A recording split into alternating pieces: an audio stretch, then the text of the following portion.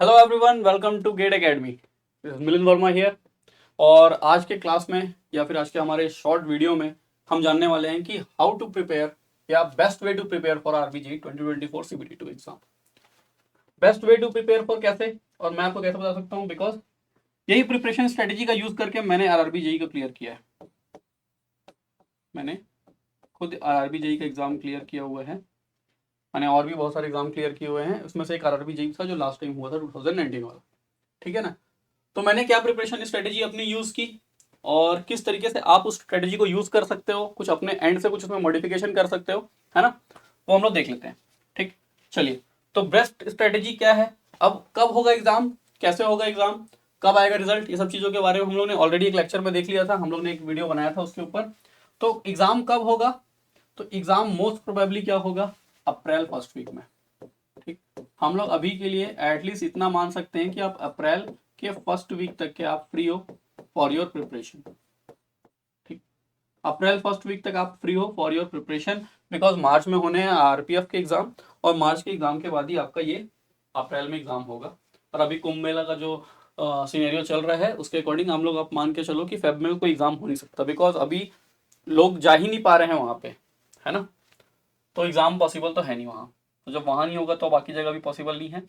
तो आप मान के चलो कि अप्रैल फर्स्ट वीक में आपका एग्जाम होने वाला है। आपके पास रफली अराउंड 30 डेज उधर, 20 डेज इधर, अराउंड 45 to 50 डेज हैं। अब मैं इसको 45 डेज लिख लेता हूँ। ठीक, क्योंकि लास्ट के 5 दिन तो मैं पढ़ाई नहीं करता हूँ। ठीक, क्यों, सबका अपना तरीका है भाई। मैं आखिरी के 5 दिन पढ़ाई नहीं करता हूँ, रिलैक्स रहता हूँ, थोड़ा बहुत चीज़ों को देख लेता हूँ, ऐसा लगता है तो दिन में 1-2 घंटा रिवाइज कर लिया, अदरवाइज उतना ज़्यादा प्रिपरेशन की तैयारी जरूरत नहीं है, क्योंकि आपने जो पढ़ना था वो आपने पढ़ लिया अभी तक। तो आपके पास 45 डेज है। अब इस 45 डेज को आप बेस्ट तरीके से कैसे यूटिलाइज कर सकते हो ताकि आपका आरआरबी जेई का सीबीटी 2 एग्जाम क्लियर हो जाए। और मैं ये मान के चल रहा हूँ कि आपने सीबीटी 1 एग्जाम में अच्छे तरीके से आपका नॉन टेक को प्रिपेयर किया था, तभी आप सीबीटी 2 दे रहे हो। बेसिकली सिंपल सी बात है वो तो। ठीक, तो 3 स्टेप में आपको ये चीज़ों को फॉलो करना है, बस सिंपल 3 स्टेप है, बट दिखने में सिंपल है, करने में थोड़ा डिफिकल्ट।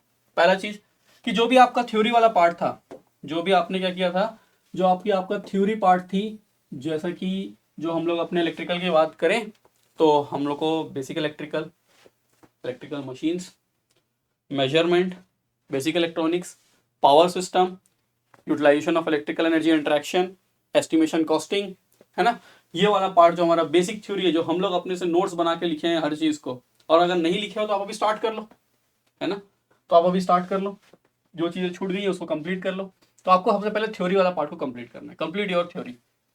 थ्योरी कंप्लीट करने के साथ ही साथ आप ऐसा भी कर सकते हो कि आप अपने जो एसएससी जेई या आरआरबी जेई के जो पीवाईक्यूज थे, previous year questions, SSC JE और आरआरबी जेई के हैं हमारे, आप उन प्रीवियस ईयर क्वेश्चंस को भी रेगुलर प्रैक्टिस करते रहो। उससे आपको क्या होगा, उससे आपको एक आइडिया ये भी होगा कि भाई मुझे किस लेवल की तैयारी करनी है। लेवल, मुझे लेवल का अंदाजा हो जाएगा कि हाँ भाई मेरा एग्जाम का लेवल ये है, मैं इतना ही पढ़ूंगा, इससे ज्यादा नहीं पढ़ूंगा। ठीक है ना। आपके जो एग्जाम में आना है, आप ये मान के चलो, और मैं अपने एक्सपीरियंस से भी आपको बताऊं कि आपने जो पढ़ा है उसी वही अगर आप एग्जाम में एकदम एक्यूरेसी के साथ 95% 90% एक्यूरेसी के साथ अगर आपने जो पढ़ लिया अच्छे तरीके से, उसी को आप एग्जाम में अगर परफॉर्म करके आ जाओगे तो आपका सिलेक्शन हो जाएगा। बट अगर आप ऐसा सोच रहे हो कि यार मैंने बहुत कुछ तो पढ़ा है, लेकिन मुझे कुछ 1-2 क्वेश्चन नए दिख गए कहीं पे, कोई दोस्त यार ने मुझसे कुछ नया क्वेश्चन सॉल्व कर दिया, तो आप क्या हो जाते हो, एकदम डर से जाते हो कि अरे यार ये इसने कुछ नया पूछ दिया, ये तो मैं पढ़ा नहीं हूँ, ये टॉपिक पढ़ने बैठ जाऊँ क्या।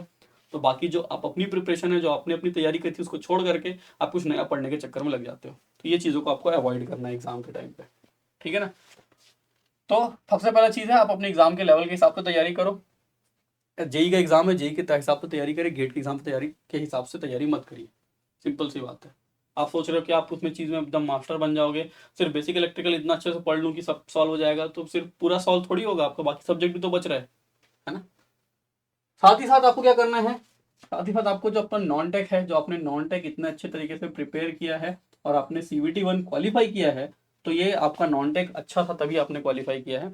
इस नॉन टेक का आपको रेगुलर रिवीजन करते रहना है, बिकॉज नॉन टेक भी सेकेंड स्टेज में 50 मार्क्स का आ रहा है। 50 मार्क्स, और इस 50 मार्क्स में अगर आप 30 नंबर प्लस ला लेते हो फिर तो बहुत ही बढ़िया है। फिर तो आपको बहुत ही अच्छा चांसेस है कि आप क्वालिफाई कर जाओगे, बिकॉज टेक्निकल जो रहता है ना, टेक्निकल जो पार्ट है हमारा, वो अगर किसी ने थोड़ा बहुत भी तैयारी की हुई है, महीना 2 महीना भी उसने बस 1 महीना 1.5 महीना ही पढ़ा हुआ है, लेकिन पूरा सिलेबस पढ़ चुका है, तो आप मान के चल लो वो 100 में 45 क्वेश्चन बना लेगा इजीली, 40 to 50 क्वेश्चन वो इजीली बना लेगा, क्योंकि वो उसके बेसिक नॉलेज पे ही रहती है वो क्वेश्चन। ठीक, जिसने थोड़ी अच्छे पर तैयारी की हुई है वो 60-70 तक पहुंच सकता है ना। जिसने थोड़ी अच्छी तैयारी की हुई है वो अपने एग्जाम के लेवल को थोड़ा अच्छा मतलब तैयारी करते हुए आया हुआ है, 1-2 साल से तैयारी किया है, ठीक, टच में रहा है, टेक्निकल के साथ में टच में रहना है, वो आराम से 50 to 65 तक के वो स्कोर कर सकता है। बट देखो यार, सिर्फ टच में रहने से और थोड़ा बहुत मैं पहला अटेम्प्ट दिया मैंने 60 बना दिया 50 बना दिया उससे कुछ होना नहीं है। आपको टेक्निकल में जो पार्ट है, जो आपका टेक्निकल है, आपको वहाँ पे 80 तक लाना ही है, 75 to 80 मार्क्स, 80 प्लस अगर आप ला रहे हो और नॉन टेक में 30 ला रहे हो, आप 100 प्लस स्कोर कर रहे हो, 100, 105, 110, you are selected for CBT2 exam. ठीक, तो आपको इस तरीके से अपनी तैयारी रखनी है, थ्योरी पार्ट कंप्लीट करना है, थ्योरी के साथ साथ में आरआरबी और एसएससी के प्रीवियस ईयर क्वेश्चन सॉल्व करने हैं, ताकि आपको लेवल का अंदाजा रहे कि जेई एग्जाम में किस टाइप का लेवल आता है। यूपीपीसीएल, जेई, पीजीसीएल जो अपना डिप्लोमा ट्रेनिंग वाला एग्जाम होता है उसमें कई सारे क्वेश्चन अच्छे लेवल के होते हैं, ठीक है, बट उस टाइप के क्वेश्चन बहुत सारे जो हैं यूपीपीसीएल में, बहुत सारे अलग अलग टाइप के क्वेश्चन भी आते हैं, वो हमारे एक पार्ट में नहीं है, तो सिलेबस के अकॉर्डिंग तैयारी करनी है आपको, according to syllabus prepare your theory, according to RRB and SSC JE exam prepare the level of questions and revise your non-tech part, maths, reasoning, physics, chemistry, bio तो है नहीं, वो सब आपको प्रिपेयर करना है। जब आपका ये चीजें कंप्लीट हो जाए, थ्योरी पार्ट कंप्लीट हो जाए, आपको पूरा कंप्लीट कर लिया थ्योरी पार्ट को, आपको जल्दी से ऑब्जेक्टिव प्रैक्टिस क्वेश्चंस में आ जाना है। ऑब्जेक्टिव क्वेश्चंस की प्रैक्टिस करनी है आपको। जितनी ज्यादा आप क्वेश्चंस की प्रैक्टिस करोगे उतना ज्यादा आपका माइंड खुलते जाएगा, उतनी ज्यादा चीजों को आप जानोगे, है ना। और ये जो क्वेश्चंस की प्रैक्टिस है ये थ्योरी और नॉन टेक और टेक दोनों की है, इरेस्पेक्टिव ऑफ कोई भी ब्रांच के हो, आपको टेक्निकल नॉन टेक्निकल एक साथ बहुत सारे ऑब्जेक्टिव क्वेश्चंस की प्रैक्टिस करनी है। ठीक, साथ ही साथ ऐसा नहीं कि आपने बस ऑब्जेक्टिव क्वेश्चन लगाया जा रहा है, आपको थ्योरी का भी रिवीजन करते रहना है, बिकॉज जो थ्योरी है ना वो आपकी बेस है, वो आपका बेस है, आप जितना बेस अपना मजबूत करके चलोगे उतना अच्छा रहेगा आपके लिए। तो आपने जो थ्योरी नोट्स बनाए हैं इसीलिए बताया था कि नोट्स बहुत इंपॉर्टेंट है, आप अपने नोट्स को भी साथ ही साथ रिवाइज करके चलो, है ना। 70-30 का परसेंट फॉलो करो, 70% ऑब्जेक्टिव करो, 30% टाइम में आप अपनी थ्योरी कंप्लीट करो। ठीक, ये हो गया है।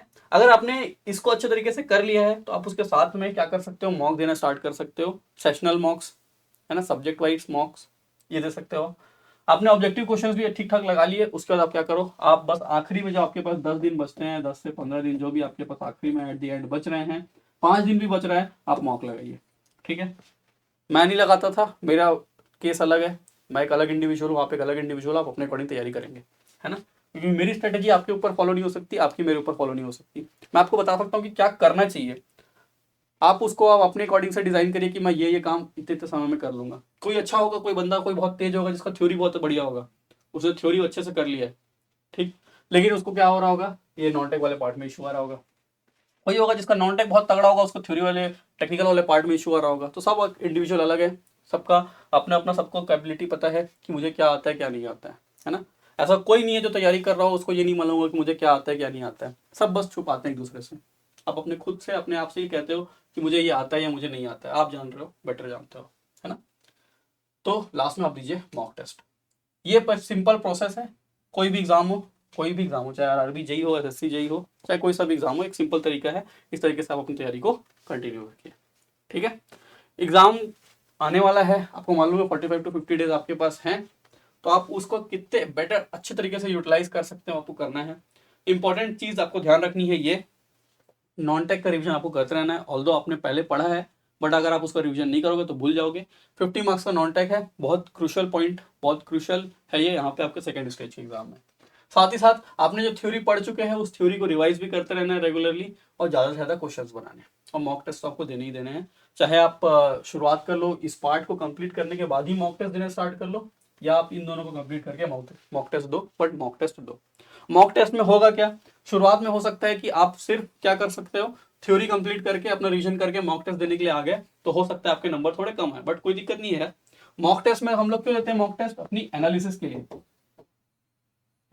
ठीक, मुझे क्या आता है, मैं कहाँ पे वीक हूँ, ये चीज आपको यहाँ से मॉक टेस्ट से मालूम चलेगी। नंबर कम आ रहे हैं कोई दिक्कत नहीं है, 150 में 80 आ रहे हैं, 150 में 70 आ रहे हैं, चलेगा, पहला मॉक टेस्ट में कम नंबर चलता है, धीरे धीरे वो इंक्रीज होते जाएगा।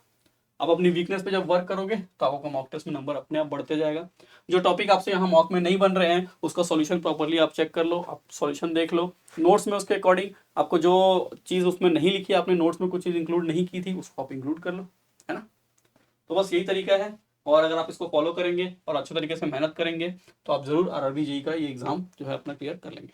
ठीक है, चलिए ठीक है, मिलते हैं फिर नेक्स्ट सेशन में, बाय।